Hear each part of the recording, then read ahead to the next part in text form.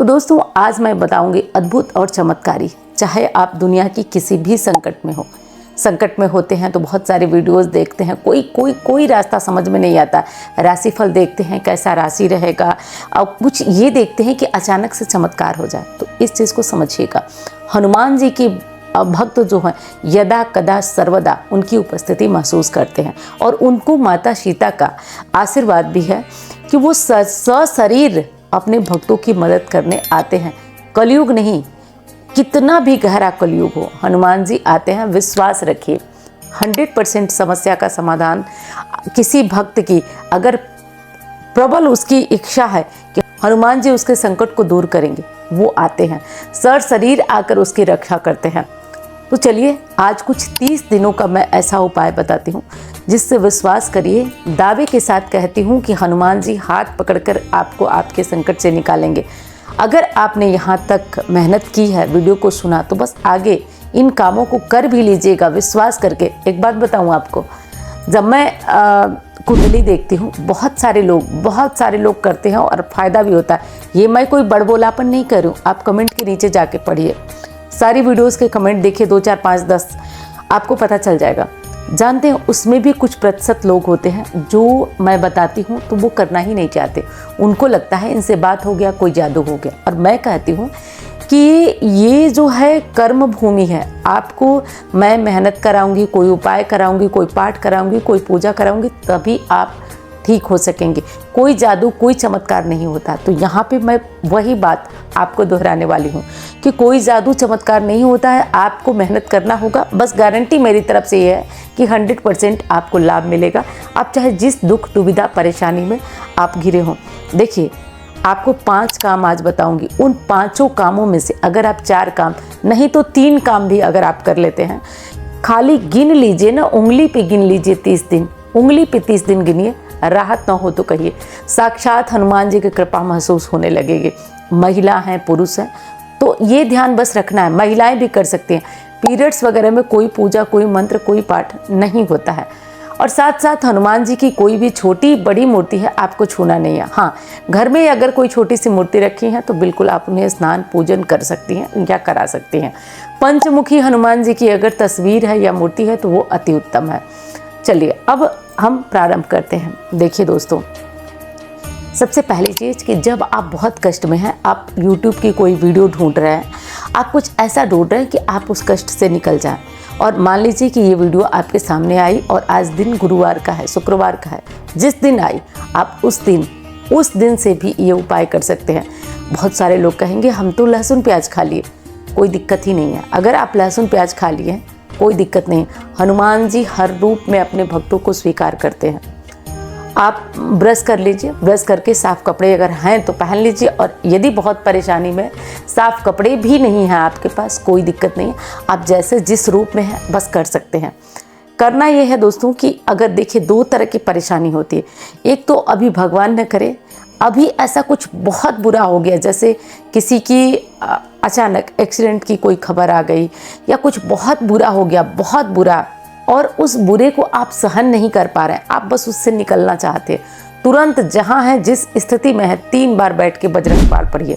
लेकिन ध्यान रखिए, मैंने जो कहा ना, बहुत बुरा तो बहुत बुरे कंडीशन में, कि जैसे अब आप तितर बितर हो गए, आपको स्वयं की सुध ही नहीं रही, तो आपको उस समय 3 बार बजरंग बाण पढ़ना चाहिए। कायदे से तो ये नियम है कि आपको बजरंग बाण नहीं पढ़ना चाहिए, लेकिन किसी भी बहुत बड़े संकट में है। पता है, आज एक बच्ची आई थी और बोली कि मेरी शादी को 3 महीने हुए हैं, और शादी से पहले मैं आपको देखती थी, सुनती थी, मेरी उसकी कुंडली भी बनी हुई थी मेरे द्वारा। मैं यहाँ पे कसम खा के आपको बता रही हूँ कि वो बच्ची बोली कि मैं सोची कि अब मैं अपनी ज़िंदगी को ख़त्म कर लेती हूँ, परिस्थितियाँ ऐसी हैं। अचानक मेरे दिमाग में आपका ख्याल आया, क्योंकि मैं शादी से पहले आपकी वीडियो देखती थी, और फिर वो आई, बातें हुई, तो कोई भी चीज़ समझिए कि आध्यात्मिक संकेत होता है, ये संकेत आपको देता है, और तब जा कर के ये चीज़ें होती हैं। तो अगर आप बहुत संकट में हैं तो बजरंग बाण पढ़ें, नहीं तो अगर जैसे मैंने बच्ची का उदाहरण दिया, उस सिचुएशन में जब आपको अपना जीवन खत्म करने का मन करे, बस वो समय है आपको बजरंग बाण पढ़ने का। नहीं तो ऐसा नहीं कि छोटी छोटी बातों पे आपको पढ़ना है, आप बिल्कुल ना पढ़ें। दूसरा बहुत महत्वपूर्ण काम है। देखिए, ये तो जब आप संकट में हो, जिस समय संकट में हो तब आप करें। और कौन सा कार्य आपको दैनिक प्रतिदिन करना है। देखिए दोस्तों, बहुत ज़्यादा पावरफुल है हनुमान चालीसा और सुंदरकांड, बहुत ज़्यादा पावरफुल है। जिस किसी को ये समस्या रहती है कि मैं तो सुंदरकांड नहीं पढ़ पाऊंगी, देखिए चाहें तो क्या न कर सकते हैं, नहीं चाहे तो बात ही अलग है। आप क्या करें कि 30 दिनों तक लगातार सुंदरकांड किसी भी मंदिर में जाकर बैठे, हनुमान जी की मूर्ति के सामने। चलिए, आप कहेंगे नहीं, संभव नहीं है मंदिर में जाकर बैठना। घर में जो मूर्ति है उसके सामने बैठिए और सुंदरकांड का पाठ आप हर दिन पढ़िए। एक चीज़ का ध्यान रखिए, जब आप सुंदरकांड का पाठ करें, आपके सामने एक भगवान श्री राम की, राम दरबार की मूर्ति होनी चाहिए या फोटो होना चाहिए।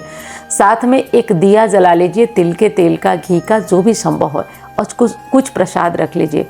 और देखिए, आपको अब यहाँ पे जो चमत्कार करेगा, आप कहेंगे क्या है, सभी तो पढ़ते हैं सुंदरकांड, बिल्कुल पढ़ते हैं। यहाँ पे मेन संपुट का प्रभाव होगा। जब भी आप दोहा और चौपाई बोलेंगे, ठीक है, आप दोहा और चौपाई, जैसे दोहा है उसके पहले आप बोलेंगे, एक संपुट लगाएंगे, दीन दयाल विरद संभारी, हरहु नाथ मम संकट भारी। दोहा से पहले, फिर बीच में दोहा बोलेंगे, फिर जब दोहा 2 लाइन का ख़त्म हो जाएगा तब हम बोलेंगे, दीन दयाल विरद संभारी, हरहु नाथ मम संकट भारी। ऐसा बोलते हुए प्रभु से प्रार्थना करना है, यही संपुट लगाना है आपको, ठीक है। और आपको 30 दिन लगातार पढ़ना है, ठीक है। और तीसरा कौन सा कार्य है वो बताती हूँ।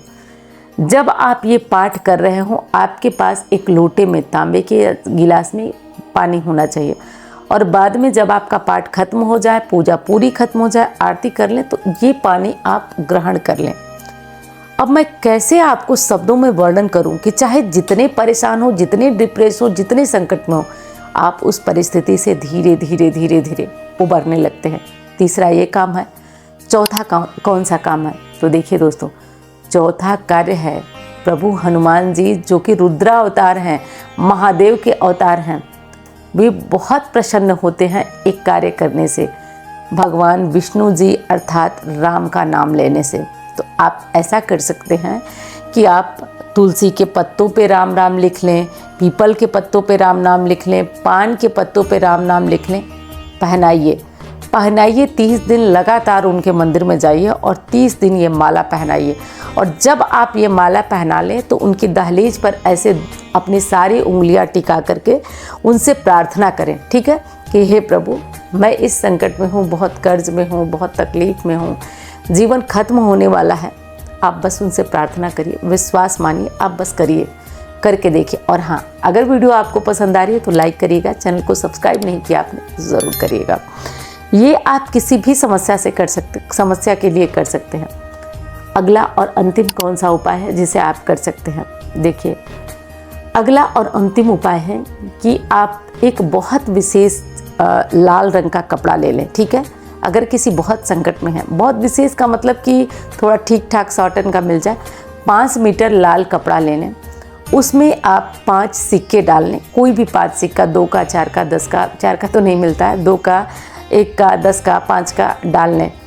और उसके साथ आप मसूर की दाल ले लें। ये 3 चीज़ें लेकर, 5 मीटर से कम कपड़ा नहीं होना चाहिए।